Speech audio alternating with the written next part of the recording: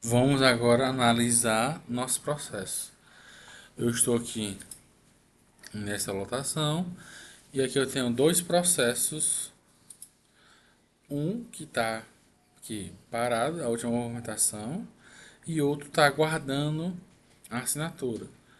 Vou pegar nesse que está aguardando a assinatura, clicar aqui em detalhes. E aqui o está aguardando a assinatura, por isso que ele estava travado.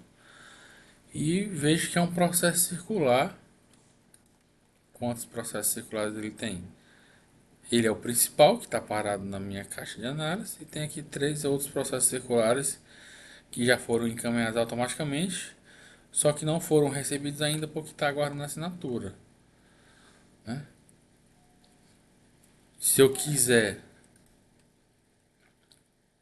desistir do envio, fazer uma substituição de assinante, inserir, posso fazer aqui.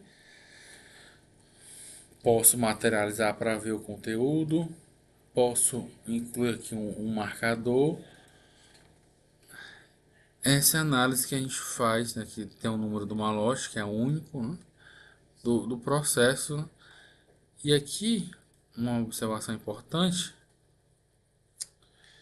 que foi aberto por mim esse processo, mas eu chamo a atenção, existem sistemas integrados ao SPU, que um sistema externo de outro órgão abre o processo e ele cai na lotação lá desse sistema que é definido, poderia ter caído aqui na minha lotação, e a movimentação acontece por esse sistema. O exemplo, o sistema de aposentadoria. A pessoa dentro do sistema de aposentadoria criou um processo e disse que ele iria iniciar aqui na CEPRO. A tramitação acontece por lá e automaticamente acontece aqui. Nenhum usuário na minha lotação, nem mesmo eu, consigo movimentar um processo de aposentadoria. Acontece por lá. E sempre que você se deparar com um processo que estiver aqui bloqueado, se você quer saber se ele é um processo que está sendo movimentado via integração com outro, é justamente em detalhes, na primeira movimentação, que ele vai lhe mostrar. Se tivesse sido criado pelo sistema de aposentadoria, apareceria aqui, aberto por sistema de aposentadoria. Como não foi, né? Tá aqui, mostra quem abriu, o e-mail institucional da pessoa, data e hora de abertura. Aqui finalizamos a análise de um processo.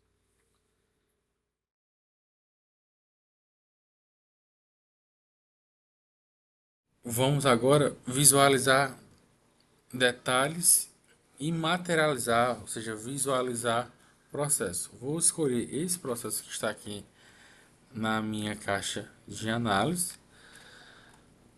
Eu posso maximizar para ver todos os detalhes desse processo, né? Aqui eu vejo quem abriu, cria uma instrução do processo para anexar documentos, pedir assinatura. Ele chegou a tramitar o processo para a COAF e depois desistiu. Tá aqui todos os documentos do processo. Vejo que aqui foi versionado um documento, não tem nenhum arquivo cancelado, e é sempre importante. Não pode existir no mesmo processo documentos com o nome igual de um documento cancelado, nem que seja uma letra, um espaço, um hífen, alguma coisa que distingue. E aqui eu vou visualizar o processo.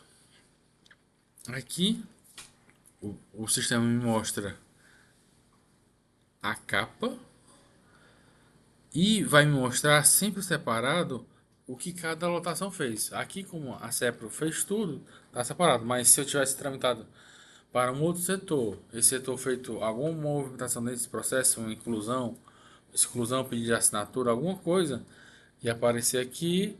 E assim, se ele retorna depois, a CEPRO ia aparecer como terceira opção aqui para ver tudo que for acontecendo durante a movimentação. O sistema vai minimizando aqui. Eu posso clicar e ele me mostra aqui eu incluí esses 3 documentos. Ok? E aqui um resumo. E esse resumo, ele só traz as informações mais importantes das movimentações. Em detalhes, aqui ele me mostra 5 movimentações. Aqui ele também está me mostrando 5 movimentações, mas no futuro, quanto mais esse processo for tramitando, vai criando aqui tudo que for sendo feito vai ter a movimentação, mas na materialização ele só vai me trazer as movimentações mais importantes. E se eu quiser unir esses documentos num único só, eu posso vir aqui e materializar o processo. Eu vou fazer a união de capa, documentos e movimentações importantes. Aqui, a capa do processo. Primeiro documento, que é a CI. O segundo documento, que é o despacho. E o terceiro documento, que é o ofício. E aqui as movimentações do processo.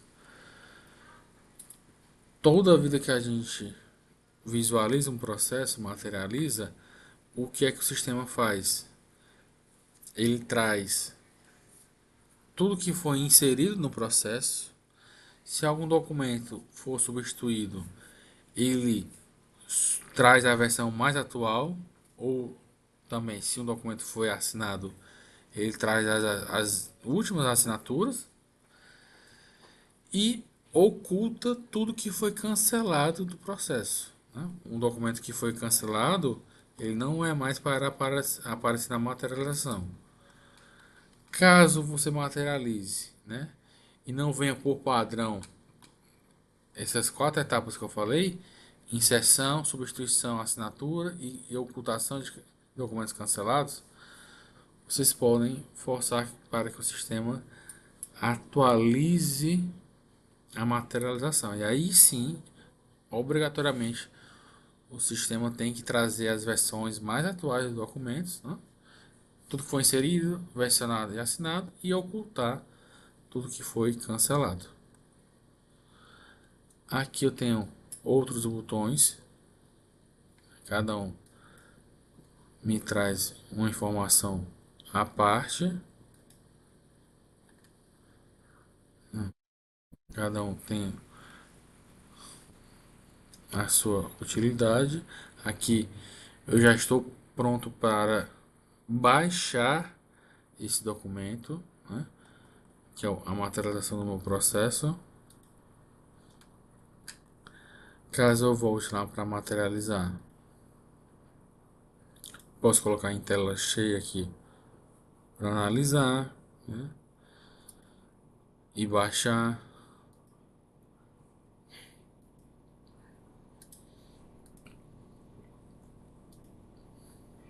Já posso baixar de cara o meu processo e posso voltar para aquela versão de análise individual dos arquivos.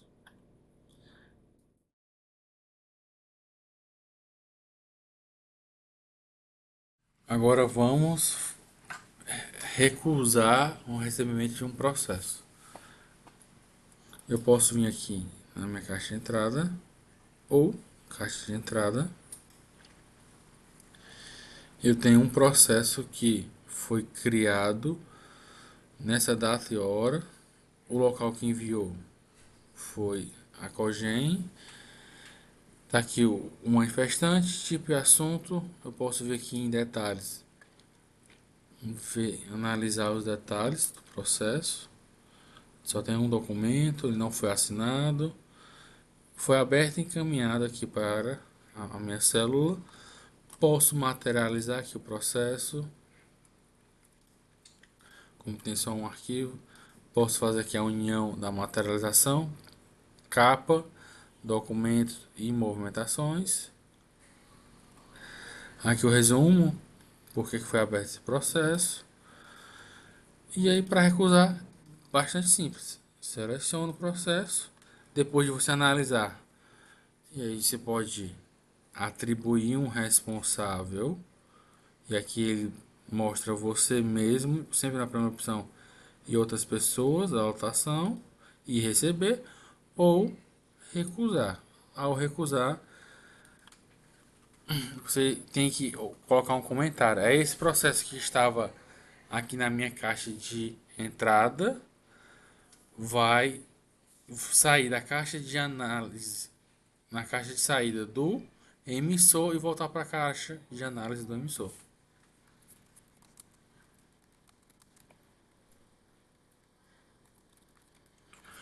Eu digo o motivo porque que eu estou cancelando, cancelou.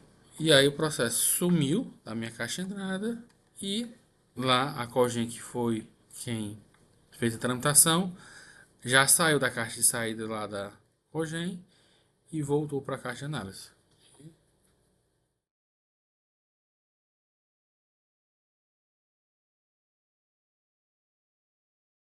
A gente vai agora instruir o documento do processo, tramitar ele e pedir assinatura, tanto interno como de externo. A gente vai selecionar o nosso processo na caixa de análise. Vamos aqui no encaminhar. Vamos dizer para onde é que ele vai ser tramitado. Veja que eu consigo colocar a sigla e ele me traz mais rapidamente o que eu quero.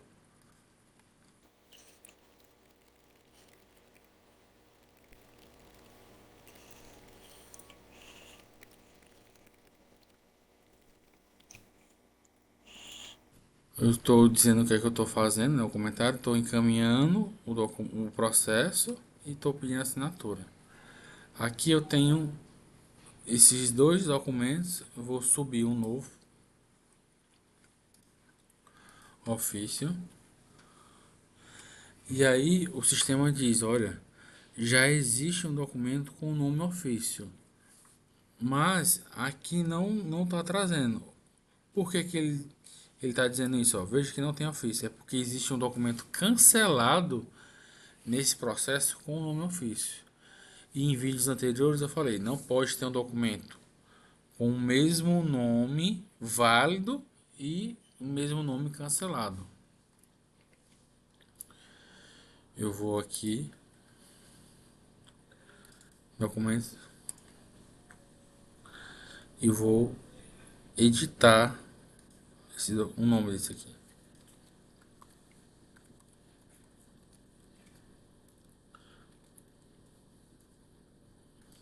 Aqui eu vou anexar agora o documento de teste.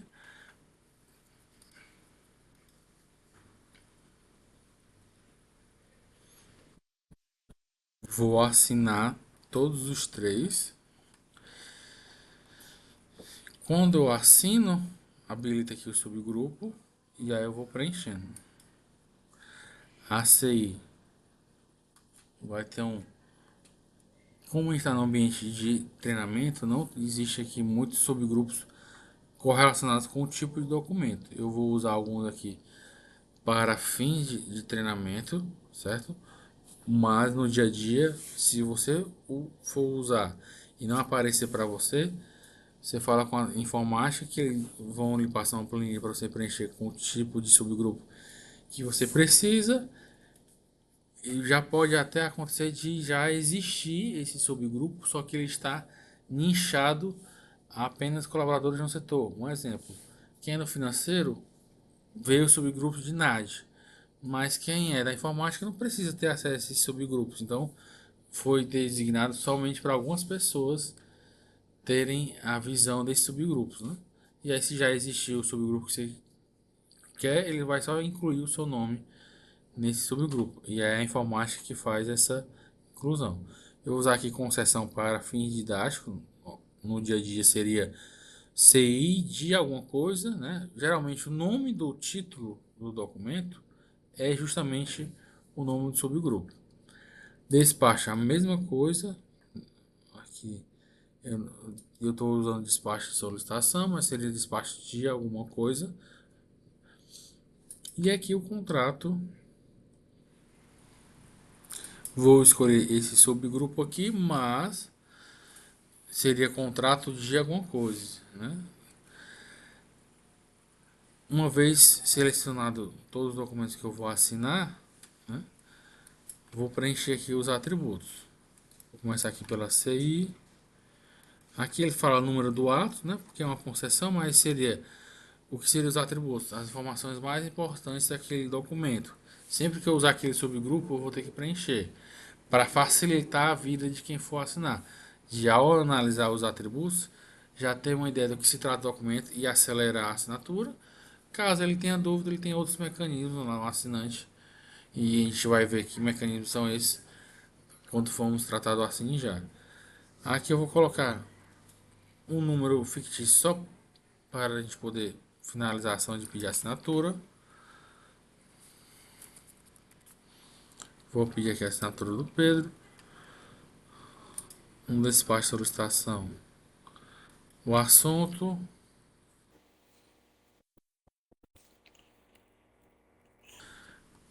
Também aqui. Pedir a assinatura do Pedro. E no contrato, veja que nos primeiros foram só assinaturas internas. Pedro. Pedro. No contrato, eu vou pedir a assinatura de uma pessoa da prefeitura e da empresa. Então, vou colocar aqui o assunto. Primeiro, eu vou pedir a assinatura da empresa. E aqui, depois, vou inserir. E aqui, vou colocar uma pessoa da CEPOG para assinar. Do jeito que está aqui, seguindo a ordem, só depois que a pessoa receber o pedido de assinatura e assinar pelo módulo de assinatura externo do Assine Já, vai aparecer na caixa de entrada da Lucineide no Assine Já para assinar. Se eu desmarcar, simultaneamente irá aparecer para os dois, quem assinar primeiro assinou. No caso, se eu quiser inverter eles, eu quero que a Lucineide assine primeiro. Eu apago aqui, a Lucineide voltou a ser a primeira pessoa e insiro aqui a empresa e mando seguir a ordem. Somente depois que a Lucineide assinar é que vai ser disparado o e-mail para a empresa assinar, certo? Muitas pessoas têm dúvidas de quem deve assinar primeiro. Isso é um fluxo interno, mas assim, em fins práticos, se ambos forem assinar hoje, independente, você pode até desmarcar, independente de quem for assinar. Agora, não. Se a empresa vai assinar hoje, mas geralmente é o secretário, né? O ordenador de despesa que vai assinar, só vai assinar amanhã, aí você coloca primeiro a empresa e depois o ordenador seguindo a ordem. Porque no caso do contrato ele vai começar a valer a partir da assinatura do ordenador de despesa. Vou deixar assim, vai chegar primeiro para o Lucineide, só depois que ela assinar vai ser disparado o e-mail para a empresa assinar. Processo encaminhado, foram pedidos as assinaturas internas da CI, do despacho, e uma assinatura interna e externa aqui no contrato, sendo que a externa só vai ser disparado o pedido de assinatura depois que a Lucinete, como assinante interno, assinar lá na sua conta do Assine Já. E o processo está aqui bloqueado, aguardando. Se eu vim aqui em detalhes, criou aqui o menu de assinaturas, está aqui todo mundo que é interno e aqui mostra quem é assinante interno. Se eu quiser desistir do envio, só pode desistir quem fez a solicitação. Aqui eu posso remover pessoas, né? Aqui eu posso substituir sem perder esse malote, substituir o assinante. E aqui eu posso inserir pessoas, né, nas assinaturas. Vejo que aqui nesses dois eu não tenho como remover, porque só tem uma pessoa. O certo seria desistir, mas eu posso substituir e inserir. Em ambos os casos, finalizamos aqui